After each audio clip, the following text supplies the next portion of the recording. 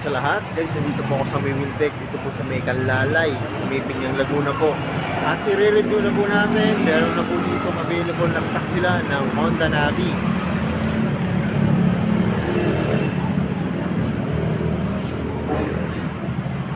Guys, ayan, red siya. Navi. Glossy po siya na rin, yung mga bearing siya po ay kulay black. Pero pag bago pa lang po kayo sa aking YouTube channel, pasubscribe naman po at pa-hit ng notification bell para updated po kayo sa aking mga videos. Tara guys, simulan natin itong review. So yun guys, ito na po, marireview na po natin itong Honda Navi. Pag tinignan nyo po siya, para po siyang underbone, pero automatic po ito guys. Nakita ko muna sa inyo yung tsura ng motor.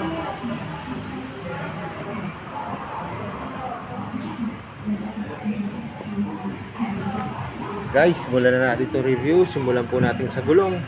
Ang gulong po nito, ang tatak po ay Zapper FG MRF. Ang sukat nito ay 90 by 90 12 po. Guys, naka-combi brake na siya. Ayan o. Ito nyo naman, ang ganda. Saka ano guys iba siya, hindi siya parang mags parang siya sa sasakyan. Ano, parang chrome po siya, pero black po yung kulay niya, glossy na black. Meron po siya rito bearings, guys, maganda yung kapit nito sa kalsada, yung spike niya. Ang ganda nitong mga MRF. Kasi itong MRF, nakita ko rito, gamit nito sa Bergman na Suzuki. So, kanyang mukha. Ito guys, pag dinignan nyo naman yung mukha, parang yung sa, yung sa, para sa akin sarili kong opinion, yung parang sa Gixxer. Yan, ganyan. Bilog lang po. Halogen po yung kanyang headlight. Bulb type po yung magkabila niyang signal light. Ito naman po yung likod na gulong. Ang sukat naman po ay 90 by 110 po. Mas malaki po yung harap. Kasi yung harap po 12, yung likod naman po ay 10. Naka-drum brake po siya. Yan, may mudguard po siya para iwas si balsik ng putik. Rear shock niya po, glossy na red. Guys, kagandaan nito, may kickstart siya. Ito po yung kanyang crankcase, glossy na black. Taillight niya po, yan, bulb type, pati po yung magkabila niya signal light. Ito po yung kanyang built-in na lagay ng plaka. Yan, malaki guys. May reflector po siya, magkabilang gilid.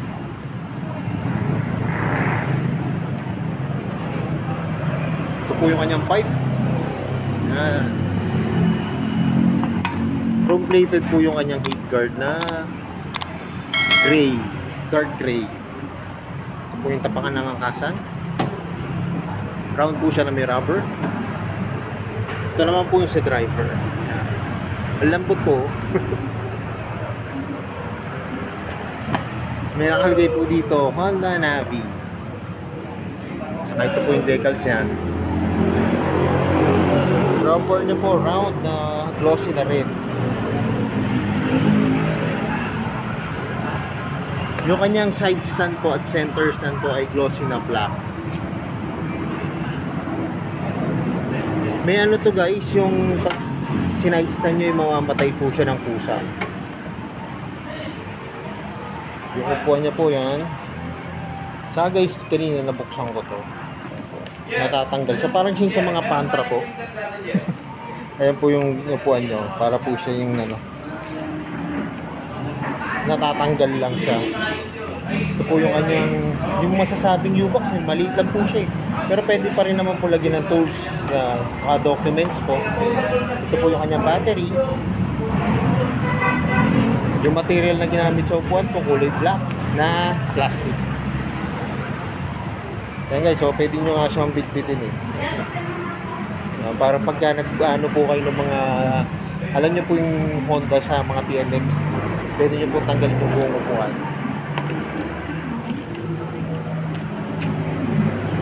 Gas tank niya po ito.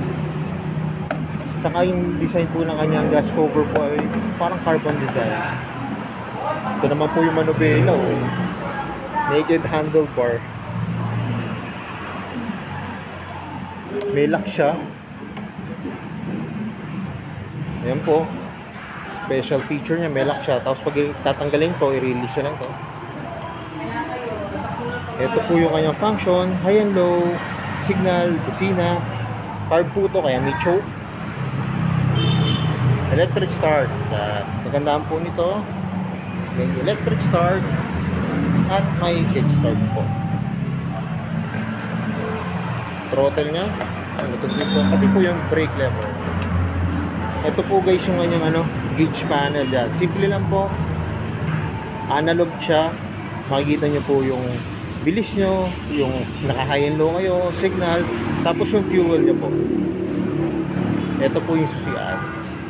May logo po rito ng Honda. Guys, kanina nakita nyo ako, nakasakay na po ako dito sa Honda Navi. Hindi, para po sa akin, sa height kong 5'5", okay na po sa akin yun. May counting tiptoe po ako. Kaya lang naman po ito tumaas guys, kasi yung pong gulong niya, medyo may kataasan po ito. Makapal po ito eh. Yan. Kung natataasan naman po kayo, pwede nyo pong palitan yung kanyang rear shock. Yan, pababain nyo po. Kasi sayang po pag pinalitan nyo agad yung gulong nito. Maganda yung gulong nito guys. First time ko talaga makita ng actual itong Navi ko. Pero talagang para sa akin confused din ako. Kasi kung ano talagang gustong ipakita ng Honda rito sa modelo nito. Pero para sa akin, okay po siya. Kasi scooter po siya eh. Yan. Scooter siya na may pagka-underbone. Yan. Talagang pag nakita nyo po yung unit na actual, talagang halo-halo po eh. Halo-halo po yung may iisip po sa kanya. Yung pagkaka-create po sa kanya, yung pagkakagawa po sa kanya. Pero goods na goods po ito. Lalo na po sa mga bagong sa scooter. Yan. Maganda po ito. Maliit lang po. Inspired eh. Parang inspired siya ng mga Pantra na motor po. O kaya yung nila. Yung mga pa-big bike po. Pero syempre guys, mas maganda po kung makikita nyo ng actual yung unit. Mas ma-appreciate nyo po siya. So yun guys, post ko na lang po yung kanyang cash price, kanyang down payment, yung kanyang monthly po guys. Post ko na lang po dito sa video na to. Kaya kung naghahanap po kayo ng kakaibang underbone na automatic siya, pwede to guys sa inyo. Yan o. Tingin ko maganda po ito sa mga rough road eh. Matibay ang nito eh. Kanya po matibay yung sa gulong nito. Yung shock niya maganda rin po, malambot po. Yung parting likod malambot po, pero yung sa harap matigas po ng konti yung kanyang shock. Saka sa design naman po, yan, ayos naman siya. Hindi lang natin guys na nahiram yung susi kasi meron pa siya bukasan dito. Hindi ko lang po nabuksan to. Pero alam ko, tagusan po yan eh. Para siyang parang may pwede kayong paglagyan. Hindi ko lang po siya nabuksan. Pero guys, ang payo ko lang sa inyo, mas maganda ito kung makikita nyo po ng actual tong unit. Yan, mas ma-appreciate ko po siya.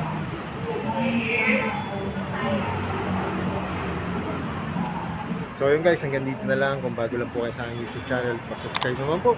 Pahit ng notification bell para updated po kayo sa aking mga videos. At salamat nga po mula dito sa may Wheeltech, dito po sa may Binyakan, Lalay. At nare-review ko po yung mga motor. Nare-reviews po dito. Saka guys, ang daming repo ngayon dito. Daming repo. More sales to come. At yan na lagi po sinasabi. Ingat po palagi. Kahit safe always and God bless po. Palike and share na rin po ng aking mga videos. At lagi natin tatandaan, mahal tayo ng Diyos. Bye!